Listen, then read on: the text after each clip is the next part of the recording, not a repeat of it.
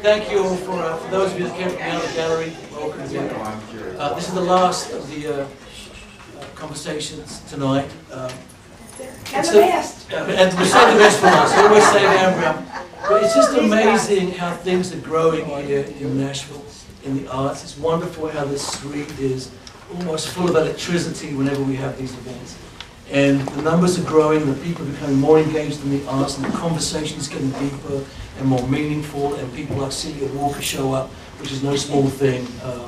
So it's just fantastic that, you know, that people are coming to the arts. And one of the single biggest reasons in this town why they're coming is this lady right here. In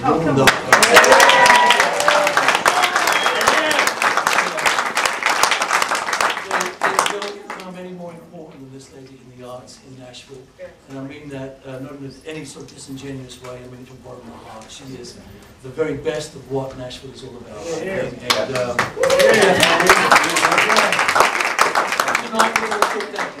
Tonight we're going to talk with these two gentlemen here, Wayne Brezinka and David Farmerie. We're going to have a little conversation with Wayne first. And I came across Wayne several months back. One of the best things about working on the Nashville Arts Magazine, I'm the editor of the magazine, by the way. Deborah Warren is here.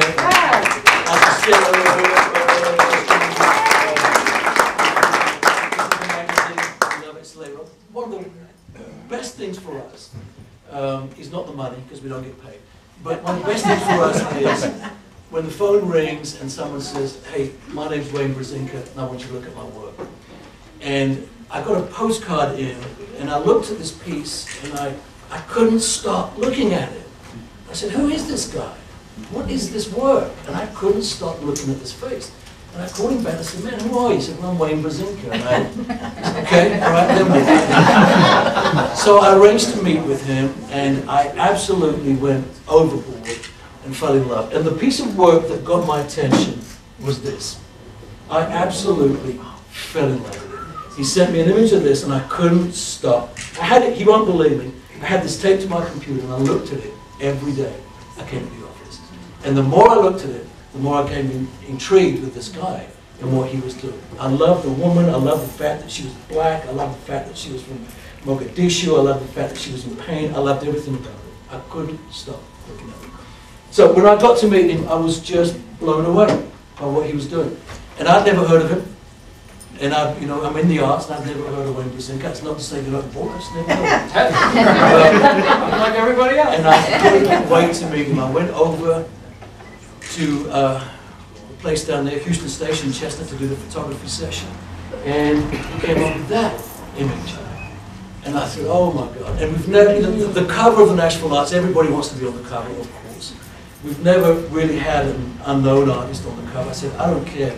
I want that on the cover of the Nashville Arts Magazine. It's still, to this day, probably my favorite cover that we ever printed. So thank you, Wayne, for the art.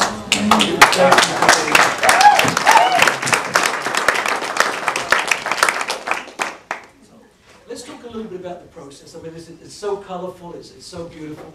I know a lot of it is commissioned. People like my good friend there, whose album cover you're doing. Some of these are album covers. Talk to us a little bit about how this starts. How does that phone call start? Someone says, hey man, will you do an album cover? And what's the process of getting that done? Well, I'll backtrack a little bit. My experience is in graphic design, so I was a graphic designer for, and still am a little bit, I dabble in it, but about 4 years ago I dove off the editorial illustration diving board, I guess, with the encouragement of an illustrator in town named Travis Foster. He's been kind of a mentor to me. And there's a subscription-based, what would you call it? Any client you'd ever dream of working for is listed on this paid prescription. You send out one click of an email, it's kind of like Emma, but they're all there. And people started biting. You know, the LA Times called, that was my first big call. And I was like, what the crap is this? And it was late, it was like 6:30 at night, and they said, are you interested in illustrating an op-ed piece? An op-ed is an opinion page piece for a major newspaper like the Boston Globe or the LA Times and New York Times.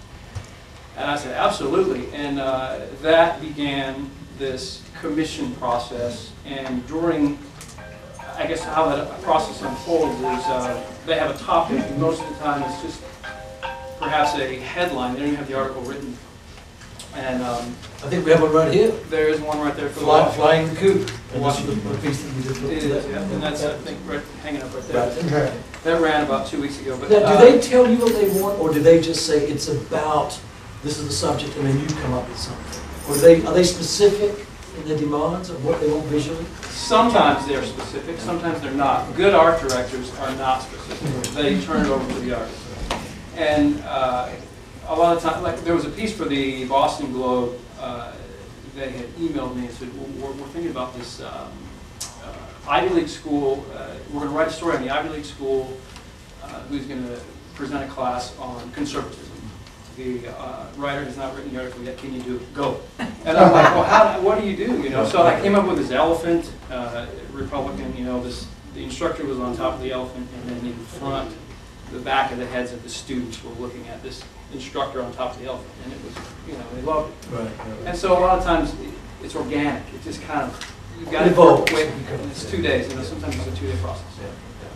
I've always been intrigued, like, let's say I call you and say, you know, my daughter's graduating, I want something for my daughter's graduating.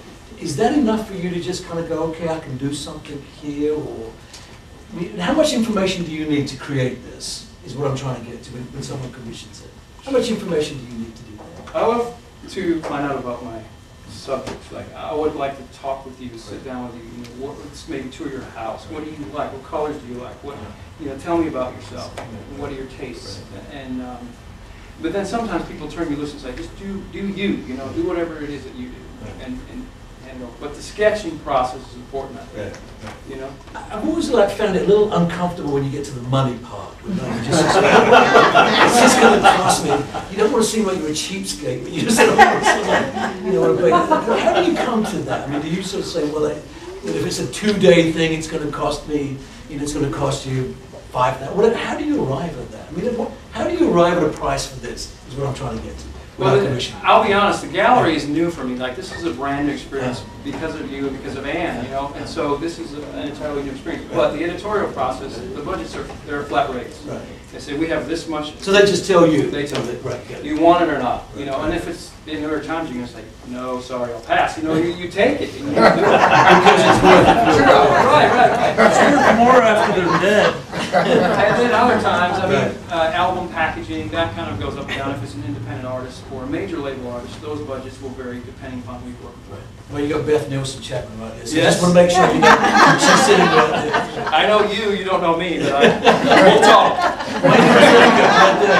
I'm sold. It's great. And the Willie Nelson thing, was that a commission piece right there? It was for Pace Magazine. It was an album review about 2 albums ago for an album he had on Rounder Records, and that's what that was for. So a wonderful collage process. Now, are you starting with drawings? I mean, do you map this out and you go, okay, I'll draw this, and then find the pieces to cut out and make this happen? Or do you just start with, okay, this is a great Martin guitar logo, I'll start with that and then build? How does that work? The sketching process for me is important, just the concept, you know. I was talking with Taryn Parsons, I don't know if he's still here, but how you can create a piece of art that looks pretty, but in my mind, it's like, is that enough? Or should there be an extra message? Should there be a twist? And so during that sketching process for me, you know, what is that twist? You know, whether it be the strings turning into the threads of the boot, you know, what's that little extra kick? Which I always try to push until it comes. Sometimes it's okay not to have it, but, and does that make sense? Absolutely. What was the rest of the question? The rest of the question is, I want to know about Mogadishu and what led you to this series of work right here. What led to this? Because this is so powerful, I can't get past it. What was your experience with Mogadishu and how did this come about? At that time, that was last summer, I believe, I was listening to NPR consistently, and they ran that story every day for about a week. And at one point I was working and I turned to the radio and I thought, I cannot even fathom not having food. Right. Well, yeah. And walking for 20 days, you know, what is that like, you know? And I think I was getting ready to do my first show, that's right before I met you, and it wasn't my plan to create a bunch of, you know, images like that, but it just kind of came out of me, and it just happened, and they kept coming, and I thought, I don't know where they're going to end up. I don't know what's going to happen, but I feel like I have to create. Right. It's almost like a song, isn't it? It just has to be born. You just can't hold it back. You know, it's just, and that's why I think that's why that piece works. It speaks to me so loudly on an emotional level. I mean, I had the same feeling when I looked at it, the despair of that she was going through. Extremely powerful. Any questions for Wayne from anyone out here? There must be a lot of questions for him because he's an interesting guy. Yes, go ahead. I'm just wondering, in some of the pieces, it's interesting the different sources you've used in the collage. Like on the Thinker, you have a Venus flytrap off to the side. And I'm very curious about that one in particular, but I wonder if you could explain sometimes what makes you decide which different what elements do you use in the put picture? in How do you come to that? Yeah, good question. It's a good question. Hi, Bruce.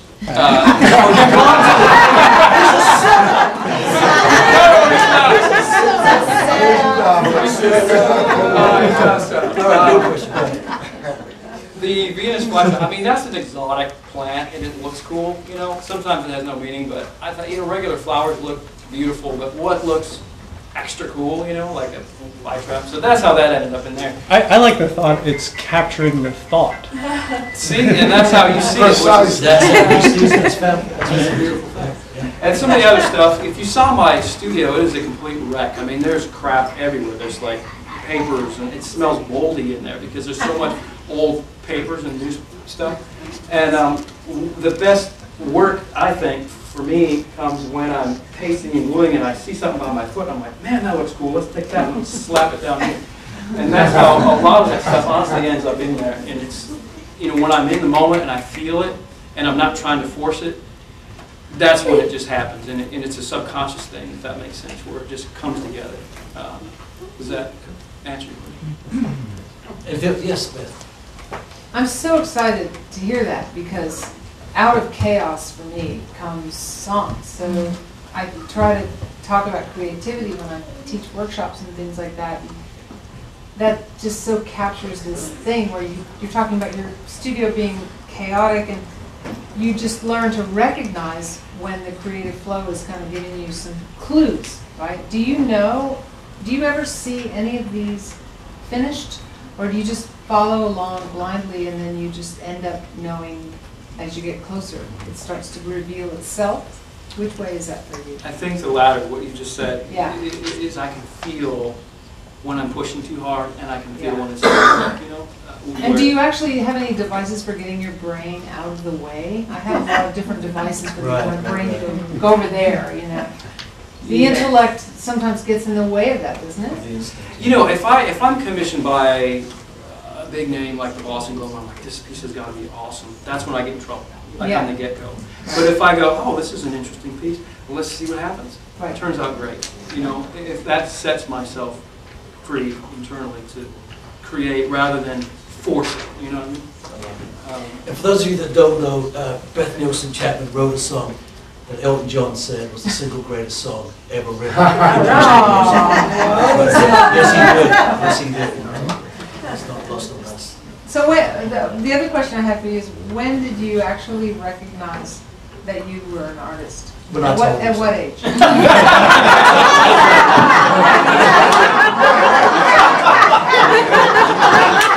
that would be about 6 months ago. You know, I was sharing with somebody earlier. I remember being in kindergarten, coloring a picture. I was thrilled to death to be held back from recess because my coloring assignment wasn't finished. But, you know, in kindergarten, coloring in the back of the room, looking in on everybody else was where I was most comfortable.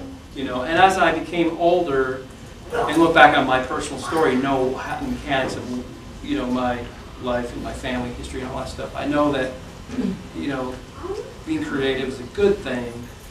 My dad's very creative. He made a lot of these frames. Like, he made, you know, this Willie Nelson frame and all these other ones. But what was the question?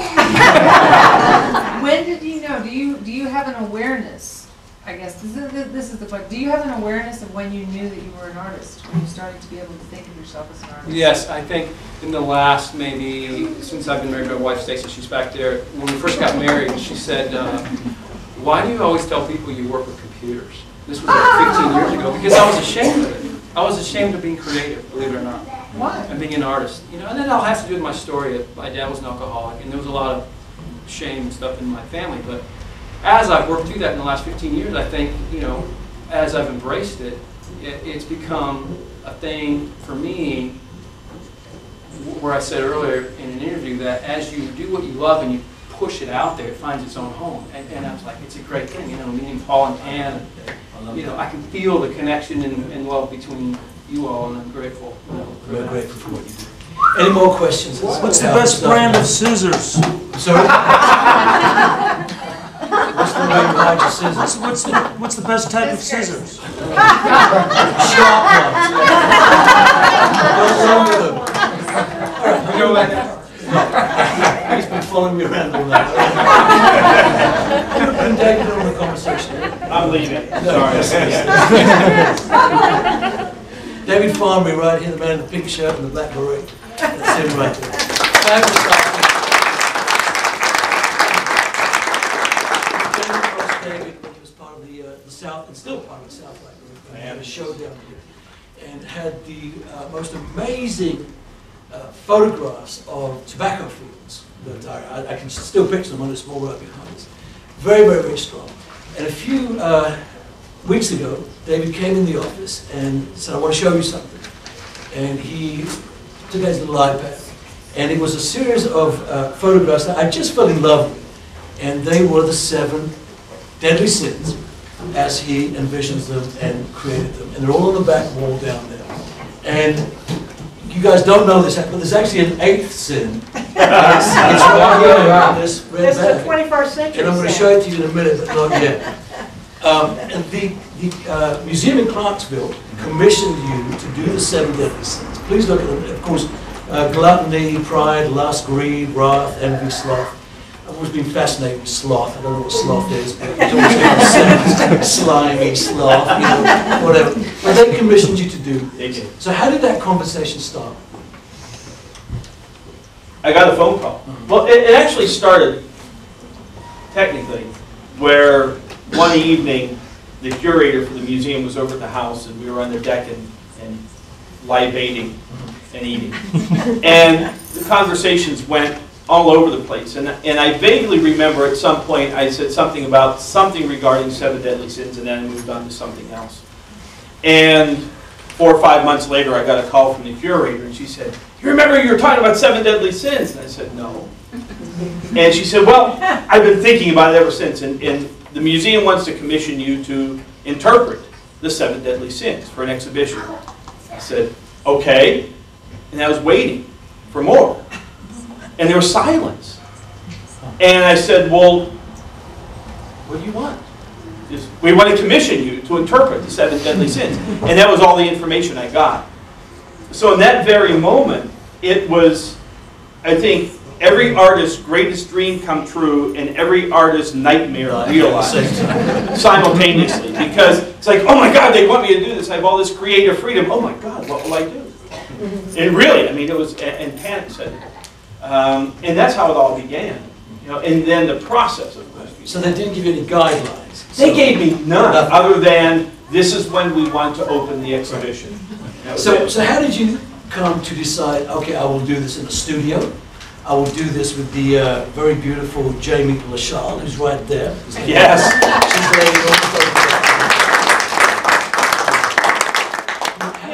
how did you come up with that Well, concept? I started, and for the first, I was listening to Wayne talk, and he was talking about the importance of sketching. And I've never sketched anything before in my life. And in fact, sketching, my ability to sketch is why I became a photographer. but I felt it was important to start sketching, to get a concept down, because this was a commission, this was art. So sketching and sketching. And at the same time, I was thinking about props and all of this, and a model. And it took, I don't know, it's really hard to put it, about 3 months, 4 months at least to find a model.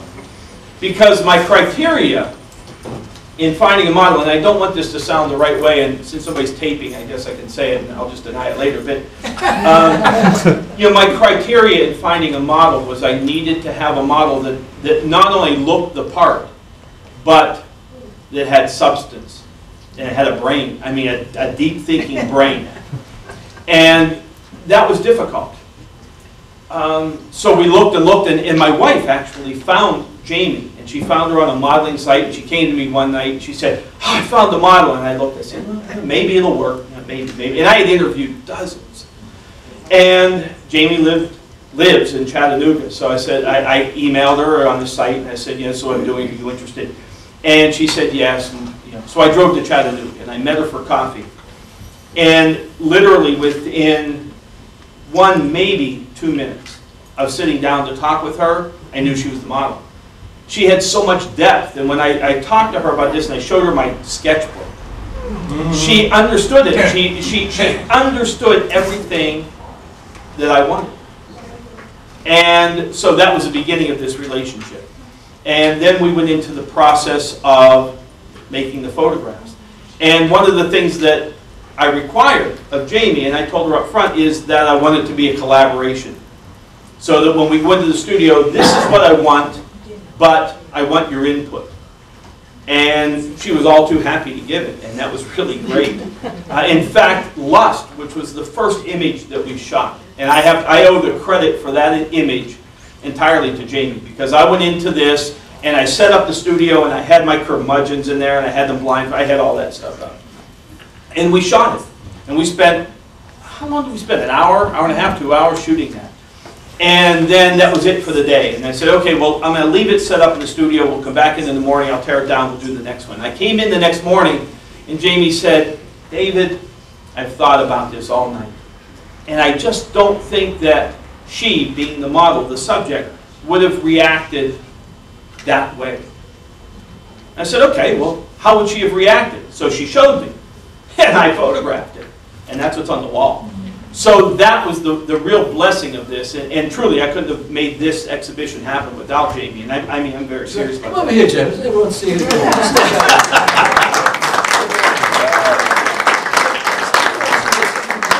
did you get the definitions? I mean, because I truly do not know what sloth is. Okay, well, you know, Definition. okay, so first of all, before I go into that, let me just clarify for you, Paul, so you can move on in this part of your life. Paul, I'm trying to tell you. Sloth, the original meaning for sloth was severe melancholy. And the way it was described is that someone who perhaps lost a loved one, is they lamented over that loved one forever. They couldn't regain society. They couldn't do anything. They just stayed at home and lamented. And again, with 7 deadly sins, part of my conceptualizing was to take it and leave it rooted in its original 4th, 5th century origins, but also to bring it into the 21st century. Right, to reinterpret. Yeah. So with sloth, I just took it a little bit further and portrayed it as severe depression. I asked because that's the one we printed in the magazine. Okay. Yeah. And yeah, so that was it. But originally, these were much larger prints. They were. These were C prints. Yeah, we started out with the museum as, I think they were 20 by 30 inches, the print size. And at the time, I thought that a C print, a chromogenic print, was the way to go. And that's what I did. And it worked pretty well. But then when I met with Ann, and she said she wanted to have this exhibition here, and we sat down, and again, you talk about collaboration. I can't speak enough about Ann. I'm sorry, and we collaborated on this, and Brian and Tinnen, and Jessica, they all pitched in, and we decided to downsize them physically a little bit, but also to reprint them. And these are now printed as archival pigment prints, and they're printed on a Hanemule fine art pearl, which this paper for me just really brought out the richness so much more than the C prints. In fact, I have the C prints back at home, at the house. And when I would look at these and I would compare them next to the C print, the detail and the richness that came out in these was far superior. Well, we're going to get this out here. It's not actually a pizza, and I feel Well, Paul, actually, that's one thing we didn't tell you. And I know nothing about this other than I came in here tonight and you showed it to me. But it's called the 8th Sin. And tell me a little, why did you feel compelled to do an 8th one? I mean, you wanted to... Well, originally when Ann and company and I were talking about this exhibition, they wanted 8 images, or 8 framed pieces, and the original idea was, well, just do, since there are only 7 sins, is do one that's just, little did they know, yeah. Okay, so we've got to come up with a name for this, because I don't think Well, now you that's, have it no, and I'm glad you brought that up, because I'm leaving it titled The 8th Sin. But each and every one of you are welcome to title it on your own. So. All right, well, here it is. It's the 8th one right there. Not quite sure what it is, but I see a cigarette, I see Jamie, and a skeleton, and it will be on display over there.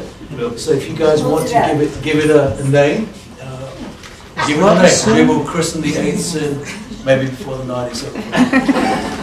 Fantastic. Listen, I've had a great time talking about you. Any more questions, please, for David or for Wayne before we go? Anything from? Yeah, please, Nick. Well, with the 8th sin, I mean, obviously with the others, you have guidelines, you have a direction. You got sloth or envy or anger or whatever. What was your inspiration for the 8th? Life. No, really. And that to me is the blessing of this image. And this image has never been shown before. When the exhibition opened at the museum, and even when it toured for a while, it was only the 7 deadly sins. It was for Anne that I created the 8th. But for me, you know, maybe I shouldn't say this, but for me, this is, of all of the images in this exhibition, that's the most provocative. It maybe is because I was there, I don't know, but this, in the relationship that I saw unfold between Bucky, the naked one, and Jamie. Yes. But what were you going for? I mean, when you laid this out, what was I think it's pretty the obvious. sentiment? Let's just say that we can't quite. For me, Paul, there was a sentiment of, shall we say, exhaustion. Exhaustion. Oh, yes. It was on my part. Well, in part. But yes. Brian has a name for it. Where's Brian? Brian. Brian, what is it? Now, well, you were talking about, you know, what's a good 21st century sin. Right. And I said, you know, with Facebook and Facebook stalking, not that I ever do that, but you can see, you know, everybody's pictures, and I said voyeurism is probably a good one. And Bucky has his own. I love that. He has his own page now, Bucky does. He does. And I would like to just add for the record, since Brian brought that up, that in no way was there any voyeurism on my part when I made this film. Anything else? Yes, ma'am. It doesn't look to me like a 21st century sin at all. It looks to me like, I don't know if you'd call it a sin, but it looks to me like an indulgence that has been going on forever, which is that of very, very older men going out with luscious.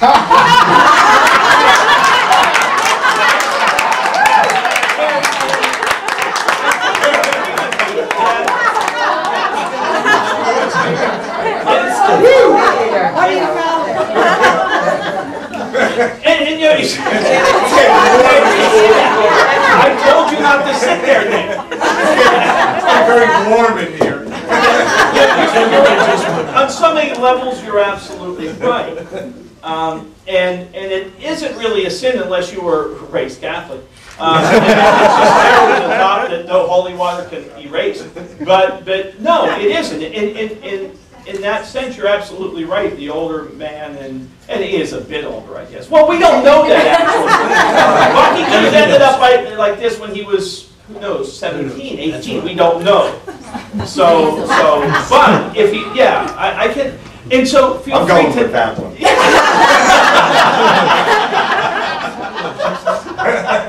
Bob, did you have a question? Now, if you know the story of Nelson Rockefeller, the former There you go. of New York State. Yes. Right.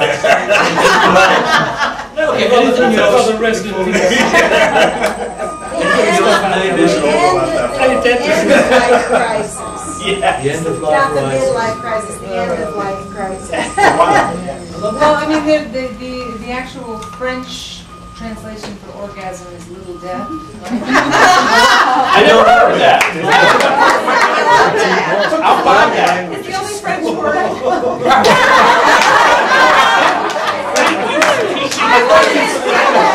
Backstory. Cigarette feels like it's associated with that word. want to say for the record that that's why I think some men have certain problems at certain times because of that definition. I don't know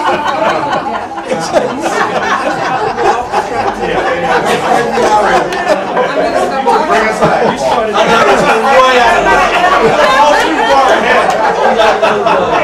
Hey, we're gonna have more fun, everybody, so come back, okay?